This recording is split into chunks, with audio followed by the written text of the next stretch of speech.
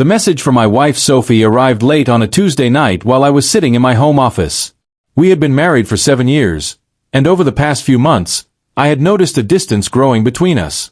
She seemed distracted, spent more time away from home, and always had a new reason why she was too busy to talk. I tried not to question her because I believed trust was one of the most important parts of marriage. That evening, my phone lit up with her message, "I'm on a business trip with my boss." I stared at the screen for a moment. Something about the wording felt strange. It wasn't the trip itself. People travel for work all the time. It was the fact that she mentioned her boss in a way that felt almost like she wanted me to accept it without asking questions. Instead of getting angry, I smiled. Not because I was happy, but because I suddenly understood that I needed the truth. I picked up my phone and called the one person who could answer that question. Her boss. Her boss, Daniel, answered after a few rings. I kept my voice calm and simply asked, "I wanted to confirm something. Is Sophie with you on a business trip?" There was a long pause. The kind of pause that tells you someone is trying to process unexpected information. Daniel sounded confused.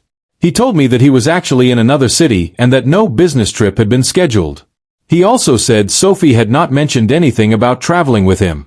I thanked him for his honesty and ended the call. I didn't yell. I didn't make threats. I didn't need to. The truth had already started revealing itself. For months, I had felt something was wrong, but I kept convincing myself that I was imagining things. Now I had my answer. The hardest part wasn't discovering the lie. The hardest part was realizing that someone I trusted completely had become comfortable creating a different reality behind my back. 10 minutes later, my phone rang. It was Sophie. Her voice sounded completely different from the confident person who had sent the original message. She was crying. "Daniel called me. I got fired." For a moment, I just sat there quietly. She expected sympathy. She expected me to comfort her and focus on the job situation. But I couldn't ignore the bigger picture.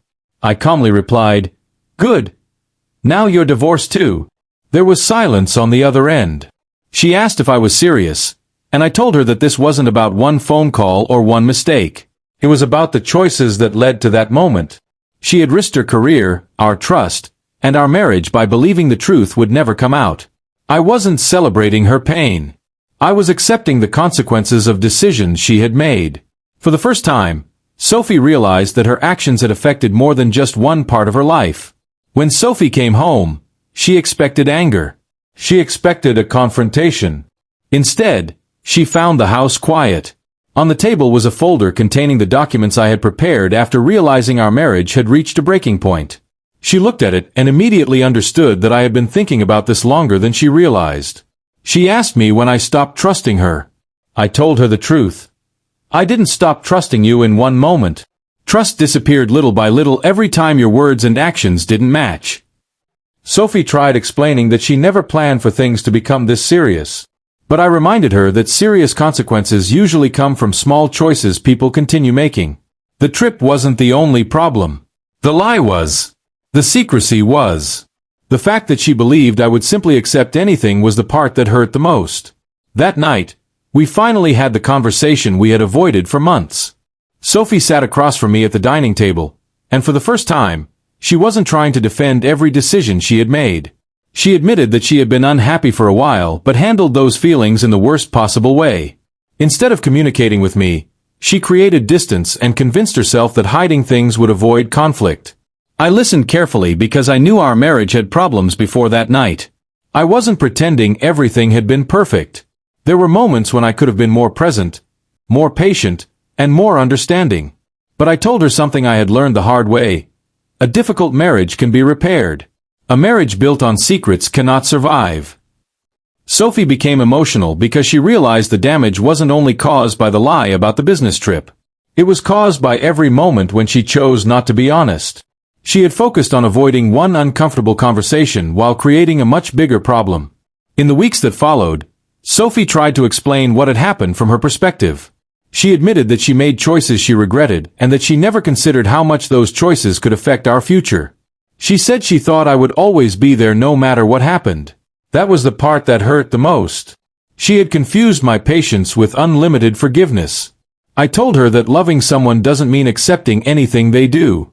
Love also requires boundaries, respect, and honesty. We talked about all the things we had ignored over the years, the arguments we never resolved, the feelings we never expressed, and the distance that slowly grew between us. For the first time, we weren't blaming each other. We were acknowledging reality. Whether our marriage survived or ended, we both understood that the old way of living couldn't continue. Something had to change. Eventually, Sophie and I had to make some serious decisions about our future. The divorce papers were not about revenge. They represented the fact that trust had been damaged and that rebuilding it would require more than emotional apologies. Sophie understood that saying sorry was only the beginning. If we were going to move forward, her actions would have to prove that she was willing to change. I also had to look at myself and decide what kind of life I wanted moving forward. I realized I had spent too much time trying to save a relationship while ignoring how much it was hurting me. Sometimes people stay in painful situations because they remember how things used to be instead of accepting how things are now. The experience forced both of us to grow. We couldn't rewrite the past, but we could choose how we handled the future. Looking back, the message, "I'm on a business trip with my boss," was the moment everything finally became clear. My decision to call Daniel wasn't about trying to embarrass Sophie or destroy her career.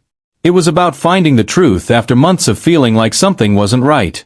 The phone call only revealed what honesty should have revealed from the beginning. That experience taught me that trust is one of the most valuable things in a relationship, and once it is damaged, rebuilding it takes time, effort, and real change. Sophie thought the biggest consequence would be losing her job. But the truth was that the bigger consequence was losing the trust of the person who had stood beside her for years. Sometimes people don't realize the value of what they have until their choices force them to face what they might lose. And sometimes the quietest decisions create the biggest changes in life.